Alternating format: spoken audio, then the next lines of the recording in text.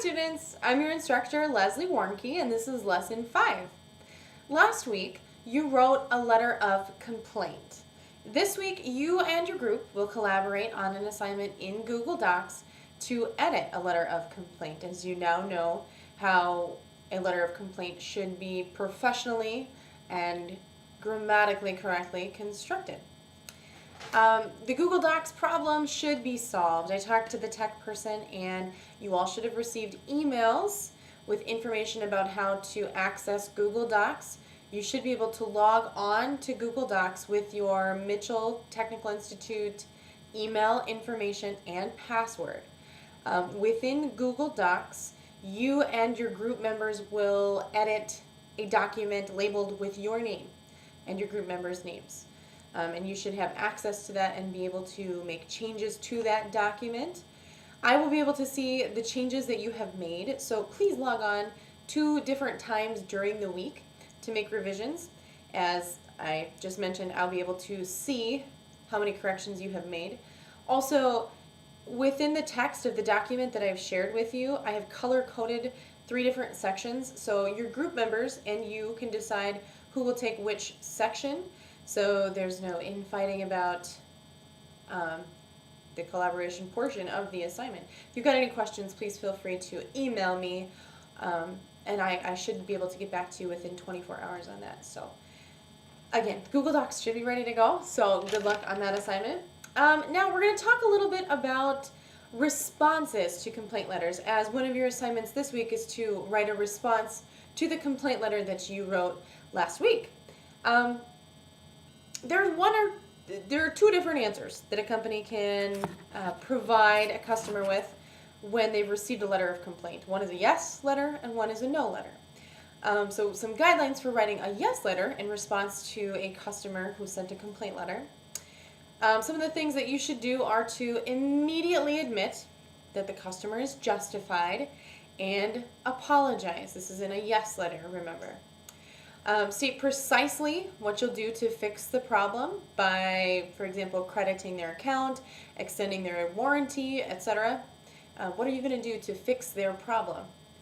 Also, don't postpone the good news in this letter. Get right to the point. Tell them, hey, we're going to do this for you, because the customer who is dissatisfied needs to hear that information in a short manner.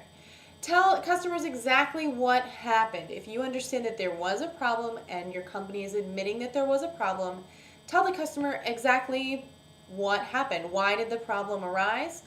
And at the end on a friendly and positive note. Okay, don't end on a depressing, oh, we're so sorry this happened to you, note. Be upbeat, be friendly, and be positive. For an example of that, you can turn in your book to page 124 through 130. Has some really good examples of both yes and no responses. For a no letter, you're going to want to avoid being rude at all costs, even if the problem was customer generated.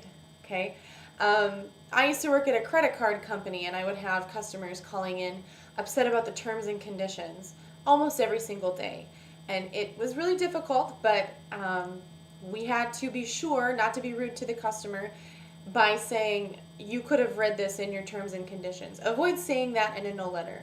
Avoid saying, you could have avoided this problem by reading the instructions, for example. Don't ever do that.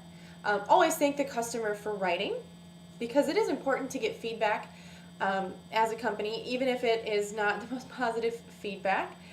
State the problem back to the customer and reassure the customer that you understand the problem, because their business is important to your company.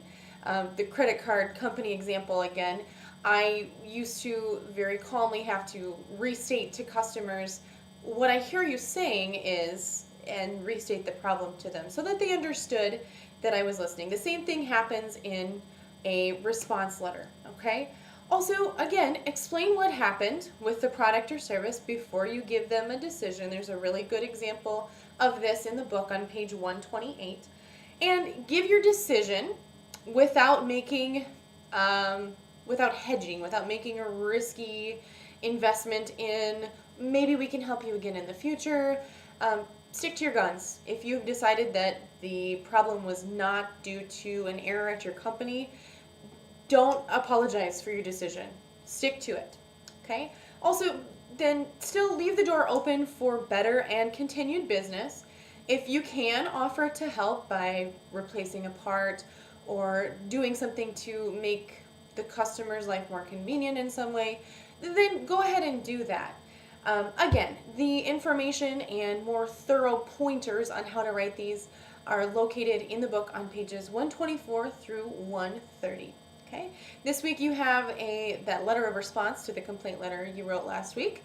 You have the Google Docs letter collaboration assignment, and you also have a quiz. So if you have any questions, please feel free to get a hold of me. I do a pretty good job of getting back to you guys within 24 hours of an email during the weekdays. So good luck and have a great week.